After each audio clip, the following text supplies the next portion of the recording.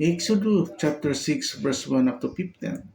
At sinabi ng Panginoon kay Moises, ngayon, iyong pagkikita kung ano ang gagawin ko kay Pharaon, sapagkat sa pamagitan ng isang malakas na kamay ay payayaunin niya sila, at sa pamagitan ng isang malakas na kamay ay palalayasin niya sila sa kanyang lupain.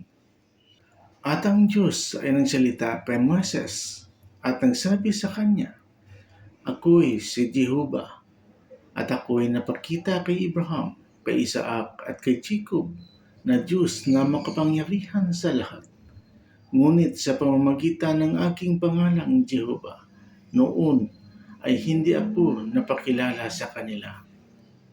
At akin din pinapagtibay ang aking tipan sa kanila dahil ibibigay ko sa kanila ang lupain ng Kinan, ang lupain ng kanilang pagkikipamayan na kanilang pinakipamayanan.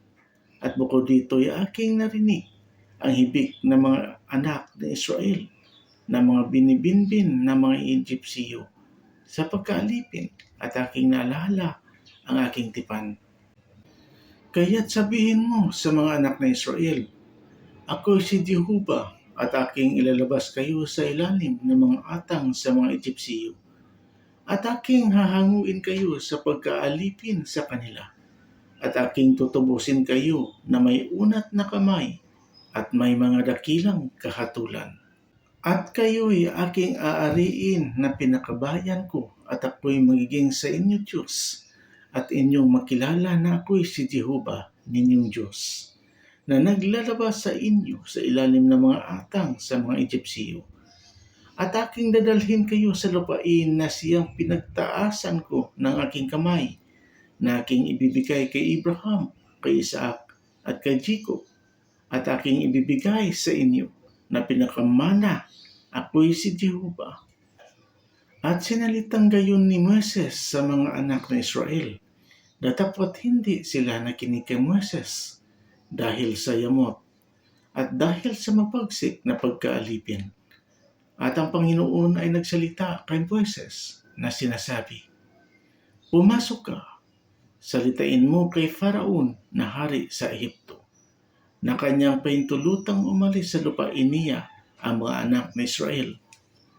At si Moises ay nagsalita sa harap ng Panginoon na sinasabi, narito ang mga anak ni Israel ay hindi nakinig sa akin. Paano nga si Faraon ay makikinig sa akin na ako'y may mga labing di tuli? At ang Panginoon ay nagsalita kay Moises at kay Aaron, at pinagbilinan sila hinggil sa mga anak ni Israel, at kay Faraon na hari sa Ehipto upang ilabas ang mga anak ni Israel sa lupain ng Ehipto. Ito ang mga pangulo sa mga angkan ng kanilang mga magulang, ang mga anak ni Ruben na panganay ni Israel, si Henech at si Palo at si Hezron at si Carmi. Ito ang mga angkan ni Ruben. At ang mga anak ni Simeon, si Jemuel at si Hamin at si Ohad at si Jeken at si Sur at si Saul na anak sa isang babaeng taga-Kinan. Ito ang mga angkan ni Simeon. Amen.